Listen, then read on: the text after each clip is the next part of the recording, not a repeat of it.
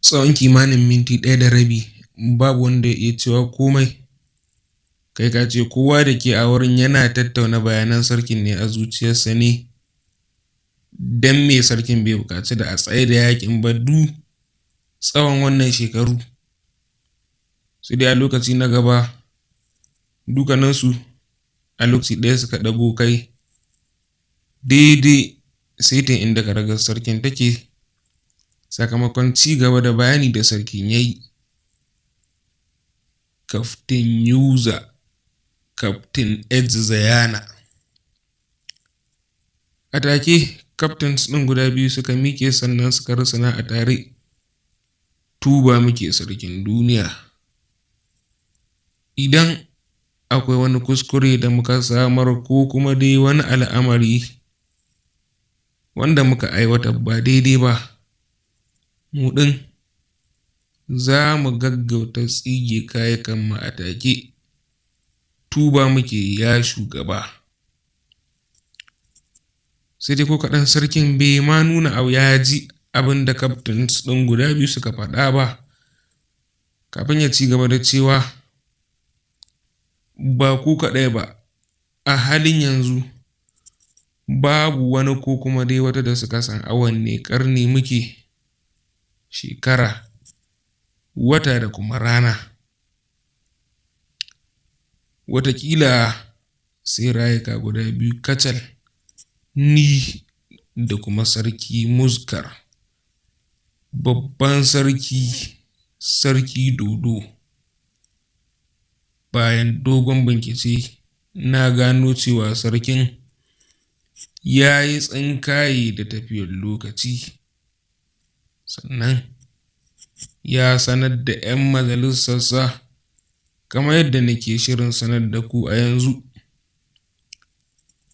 Ina so ku yi sani cewa a yau muna kwana na 8 a cikin sabon ƙarni. Ƙarnin baƙin ƙarni, shekara ta 1. 8 ga watan Fabrairu, yau Jazanda, ɗaya daga cikin ranaku 9 da muke da su na mako. Wannan su ne bayanai da muka samu dangane da sabon ƙarni. Saboda haka idan kuka lissafa za ku kula cewa a yau shekaru 765 kenan muna gwabza yaƙi. To amma har yau babu wanda nasara ta faɗa a hannunsa. Ina so zan rubuta wasiƙa zuwa sarki Dodo, sarki Muskar.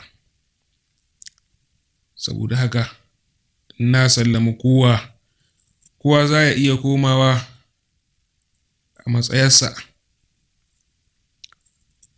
Sai dai waɗannan abubuwa da suke faruwa, wani abin mamaki shine a daidai inda karagar bazaman sarkin take, wani irin hayaƙi ne yake tashi, kai ka ce tururi ne, tururi irin wanda ƙanƙara ke fitarwa da kanta idan aka ajiye ta. Wani zai fara tunanin wannan tururi ko kuma dai wannan hayaƙi na menene. Sai dai wannan ma shine asalin ko kuma shine babban dalilin da ya sanya wannan 'yan majalisa suka iya jure tsawon lokaci suna sauraron bayanan wannan sarki. Shekaru 354 bayan dogon bincike da masana suka yi, sun tabbatar da cewa rayuka sama da 4,000 da 'yan kai ne suka rasa ganinsu sanadin yin arba da haƙiƙanin sifar sarkin. Sannan kuma rayuka 2,000 suka rasa jinsu sakamakon jin haƙiƙanin muryar sarkin. Sai dai wani abin mamaki shine sama da kaso 95 daga cikin waɗanda abin ya shafa san ba ma gama gari bane ba.